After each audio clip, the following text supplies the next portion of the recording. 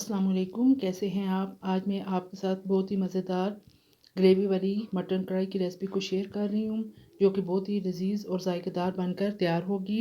Gravy वाली mutton कढ़ाई को बनाने के लिए हमें जिन चीज़ों की ज़रूरत है उनमें मैंने लिया है मटन 1 किलो।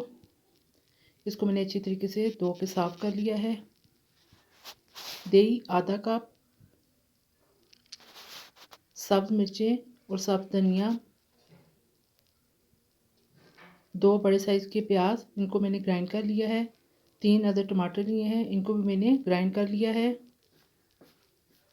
नमक 1 टीस्पून, अदरक और लहसुन पिसा हुआ 2 टेबलस्पून, साबुत गर्म मसाला जिसमें सफ़ेद ज़ीरा, 8 से 10 अदर काली मिर्चें, 2 से 3 तेज़पात के पत्ते, 2 बादियान के फूल, मोटी इलायची, दड़ा मिर्च 1 टीस्पून, हल्दी पाउडर 1 टीस्पून, खुश्क धनिया पिसा हुआ 1 टेबलस्पून, सालन मसाला 1 टेबलस्पून।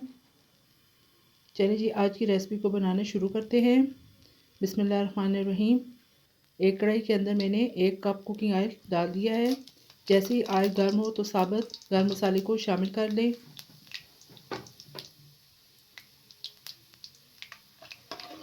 1 से 2 मिनट के लिए इसे आप ऑयल के अंदर फ्राई कर लें ताकि एक अच्छी सी खुशबू आना शुरू हो जाए। फिर ग्राइंड किया हुआ प्याज शामिल कर लें। अच्छे तरीके से चम्मच चला लें। प्याज का जब कलर हल्का सा चेंज हो जाए तो इसके अंदर आप गोश्त को शामिल कर दें। ये बहुत ही टेस्टी कढ़ाई बनकर तैयार होगी।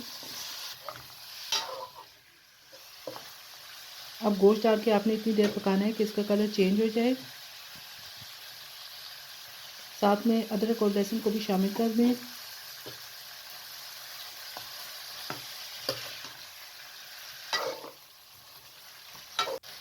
ये तकरीबन 8 से 10 मिनट गुजर चुके हैं। अब आप इसके अंदर कुछ मसाला जात को शामिल कर लें। साथ में ग्राइंड किए हुए टमाटर भी डाल दें और दही को भी शामिल कर दें।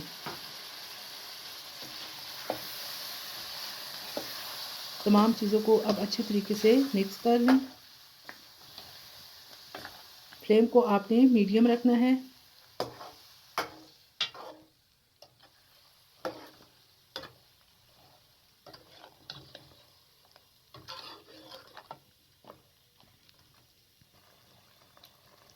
अब 5 मिनट के लिए कवर कर दें। ये देखिए जी, 5 मिनट गुजर चुके हैं। पानी काफ़ी हद तक खुश्क हो चुका है। अब गोश्त को आप इसके अंदर अच्छे तरीके से भून लें।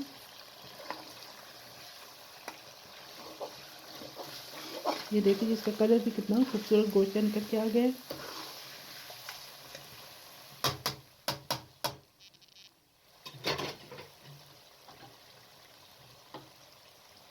ये अच्छे तरीके से हमने गोश्त को भून लिया है। आप तकरीबन 2 से 2.5 गिलास आप पानी शामिल कर दें।